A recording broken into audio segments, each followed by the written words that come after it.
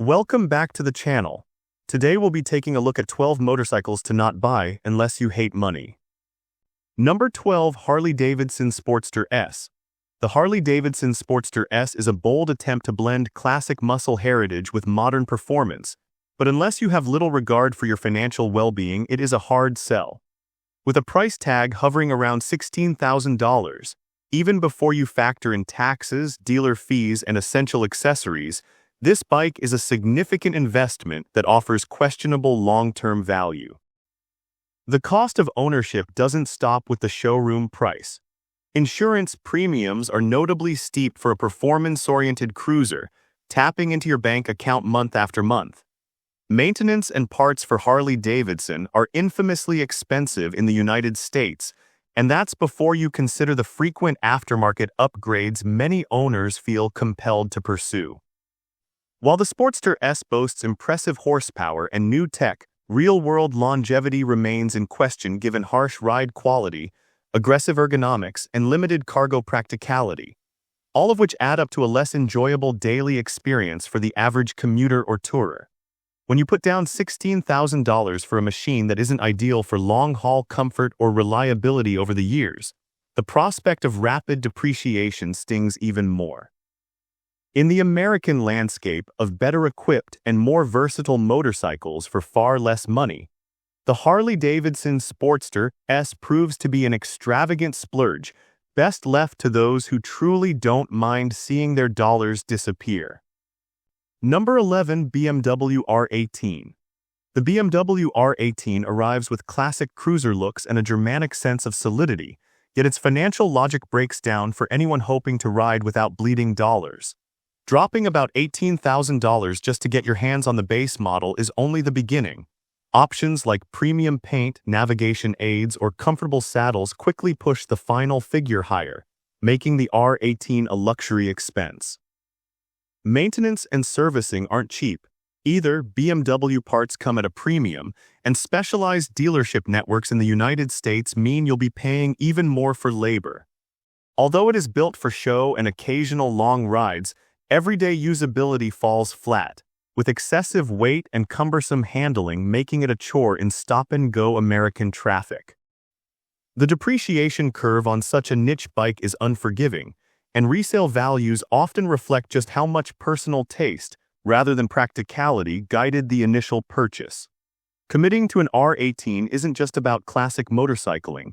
It's about willingly watching tens of thousands of dollars spin away with every rev and every insurance bill. For most pragmatic riders, that kind of outlay simply doesn't add up. If checking your bank balance is a hobby you enjoy, steering clear of the R18 is an act of financial wisdom. Number 10, Harley-Davidson Nightster Special. The Harley-Davidson Nightster Special holds undeniable appeal with its characteristic styling and modern touches, but those lured in by image over substance should brace for a hit to the wallet. With an entry sticker set at right around $16,000, the damage doesn't end at purchase. Expect that figure to swell after adding necessary fees, taxes, and the inevitable customization that is part of Harley ownership in the United States. Running costs serve a double blow. Insurance premiums climb due to the bike's performance profile and distinctive brand, and every routine service at Harley's official shops is notorious for draining resources, with major components or even basic maintenance often costing several $100s a visit. Longevity is another sticking point for the Nightster Special. While certainly eye-catching and quick off the line, it lacks the comfort and all-rounder practicality needed to serve as a daily machine or cross-country cruiser, limiting how many miles you'll likely put on before buyer's remorse catches up. The depreciation in this segment is brutal, too. Resale values fall sharply, quickly turning that $16,000 into a lesson in lost value. End-of-day reality. You're paying a premium for exclusivity and design, not for everyday resilience or versatile performance. Unless you're truly indifferent to seeing substantial sums vaporize from your account in exchange for a badge and some bravado, the Nightster Special is a financial detour best avoided in the USA. Number 9, Triumph Trident 660. The The Triumph Trident 660 enters the middleweight street bike category, aiming for all-around appeal, but its economics quickly fall short if you're cautious about your cash flow. With a retail price that tips just over $9,000 in base trim, the initial cost feels steep for what you get, especially considering comparable bikes from Japanese rivals are often thousands less and deliver similar or superior features. In the United States, insurance rates for the Trident 660 climb thanks to its sporty profile, and genuine Triumph accessories, while tempting, add expensive layers to the overall spend. Maintenance intervals are frequent, keeping you tethered to dealership visits, and Triumph's parts supply can mean paying a premium compared to the plentiful and cheaper options from competitors. When it comes to longevity, the Trident 660 may not carry you worry-free for hundreds of thousands of miles as readily as other brands. Its relatively new engine platform means long-term durability in American conditions isn't yet proven.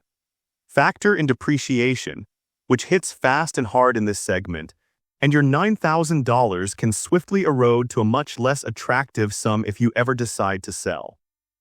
The reality in the USA is that smarter value exists elsewhere in the motorcycle market. Unless you're unfazed by spending more for the sake of British branding and a few unique touches, letting go of the Trident 660 might be the better long-term move for your wallet. Number 8. Suzuki Boulevard M109R. The Suzuki Boulevard M109R delivers visual muscle and brute force power, but anyone who values their dollars will pause before making this leap. Rolling off the dealership floor demands roughly $15,000, an outlay that puts it in league with flashier machines while offering none of the long-term cost advantages. The price is only the beginning. American insurance companies see high risk with a V-twin pushing nearly 1,800 ccs, routinely charging steep premiums that stack up fast over the years. Add in the cost of regularly scheduled servicing, which is more frequent because of the bike's unique engine and immense torque output, and those maintenance bills refuse to stay modest. Replacement parts for this model are far from cheap, and the M109R is notorious for chewing through expensive rear tires at an impressive pace, compounding your running costs mile after mile. Despite that upfront investment and recurrent expenses, the bike's massive frame and aggressive geometry make it tough to enjoy on daily commutes or longer rides, limiting its practical mileage and shrinking the window on your investment's return. If watching your $15,000 shrink away on insurance, maintenance, and rapid depreciation doesn't faze you, the Boulevard M109R might suit your style. Otherwise, keep that money working where it counts. Number 7. Yamaha MT-10. The Yamaha MT-10 commands attention with its raw performance and aggressive street fighter look, but the reality of ownership is a price you feel well beyond the $20,000 showroom sticker. The initial outlay leaps even higher once you tack on dealer prep, taxes, title fees, and the must-have upgrades that Yamaha fans chase in the United States. The MT-10 isn't just another naked bike. It's a high-spec machine that demands high-spec dollars to maintain. Insurance providers view its 1,000cc powerplant and track-inspired features as high risk, driving premiums northward year after year. Regular maintenance isn't cheap, as Yamaha's sophisticated electronics suite, advanced suspension, and performance tires add up fast during each service interval. On top of that, this bike has an appetite for fresh rubber and brake pads, both of which are far from inexpensive domestically. With real-world usage, the MT-10's aggressive ergonomics and limited wind protection translate to fewer long-distance miles and more wear and tear in city conditions, which diminish the aura of lasting value. Depreciation also weighs heavily, with resale values dropping sharper than many expect for a premium Japanese machine. Unless you're genuinely unconcerned with how quickly your $20,000 can melt away, the MT-10 is less a logical investment and more a fleeting thrill, one that leaves your bank account as naked as the bike itself in the end. Number 6. Harley-Davidson Street 750. The Harley-Davidson Street 750 markets itself as an entry point to the legendary American brand, But any dreams of affordable ownership quickly crash into the realities of what you'll spend.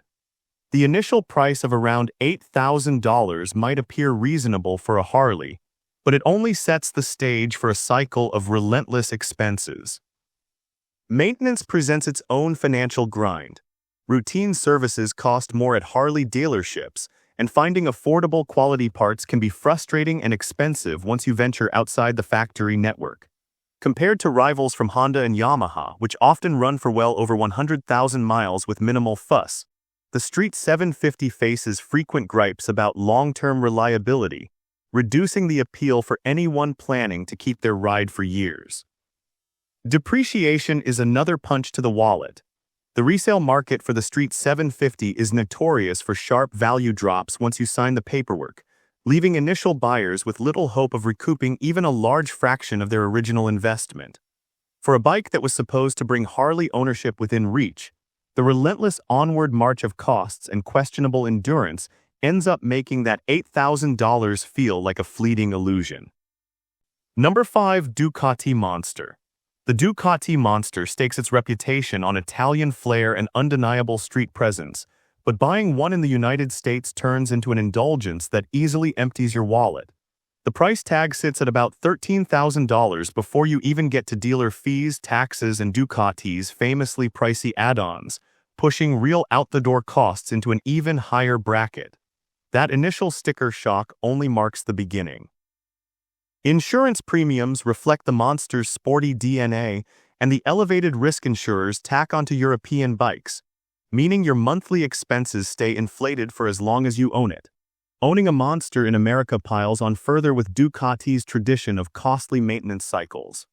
Standard services are required with almost clockwork regularity, and any repair or replacement parts sourced for Italian bikes carry a premium that's simply unavoidable. While the Monster brings excitement in the short term, long-term durability has never been its strong suit, and riders often find themselves at the service bay far more than they might with Japanese or American alternatives. Combine this with the bike's relatively limited comfort for extended rides, and the mileage most owners manage before wear and tear catches up is a sobering reminder that thrills don't last forever. In the final tally, that $13,000 is gone faster than you'd guess, and the thrill of Italian styling cannot make up for the ongoing hit to your bank account. Number 4. Royal Enfield Shotgun 650. The Royal Enfield Shotgun 650 is aimed at riders wanting modern style with retro sensibilities, but its reality on the American dollar is less than charming. With a showroom cost of just under $7,000, it tempts buyers into thinking they're getting a relative bargain. Unfortunately, that notion fades quickly once the ongoing costs start to pile up. Insurance rates for the Shotgun 650 are higher than you'd think, thanks to its newness in the US market and an engine that, while not massive, still triggers elevated premiums for mid-sized bikes. Servicing the Shotgun 650 brings its own headaches. Royal Enfield's dealer network remains limited stateside, meaning higher service charges and longer waits for essential parts. Longevity has yet to be proven here, with questions looming about how well this motorcycle withstands thousands and thousands of American highway miles. Owners frequently report issues with fit and finish and minor glitches in early production models, necessitating repairs that can sap both time and money. The real kick comes when it's time to move on. Resale values drop fast, a trend worsened by the fact that Royal Enfield is still building its domestic reputation, and the used market simply doesn't reward you for brand loyalty. In an American market rich with alternatives that offer better reliability, value, and resale potential, the Shotgun 650 ends up being a wallet lightener best left to those unconcerned about stretching their dollars for short-term nostalgia. Number 3. Harley-Davidson Pan America.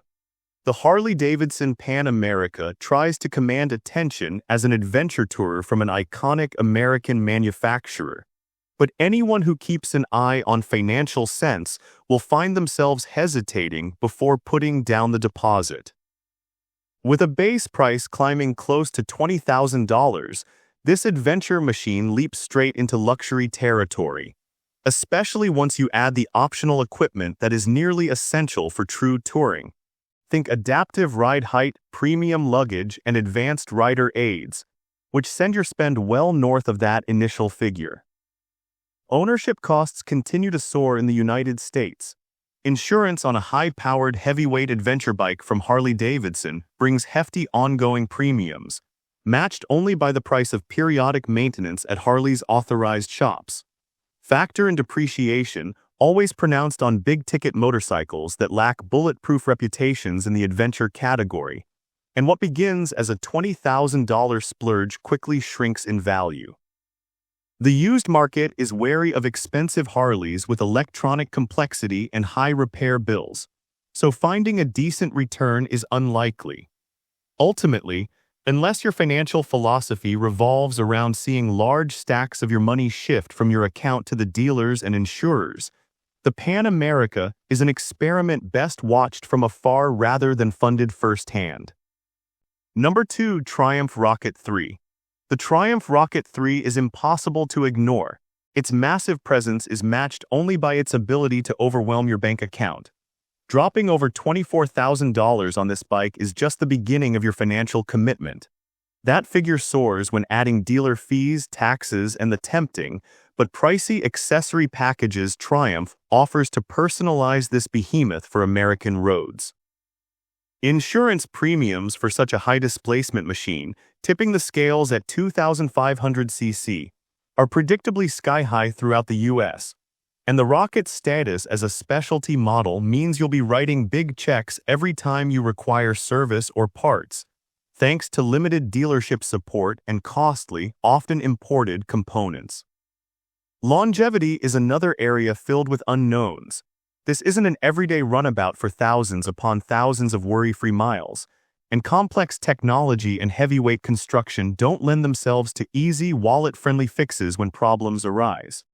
The depreciation curve cuts deep, with used Triumph Rocket 3s selling for much less than the proud price you paid at delivery, making that $24,000 a rapidly shrinking investment. In a country where a wide array of powerful and practical bikes can be had for half the amount, spending on a Rocket 3 is an endorsement of extravagance over value. Number 1. Indian Chief. The Indian Chief promises rootsy American charisma and heritage, but investing in one can feel more like paying a premium for nostalgia than making a savvy financial choice.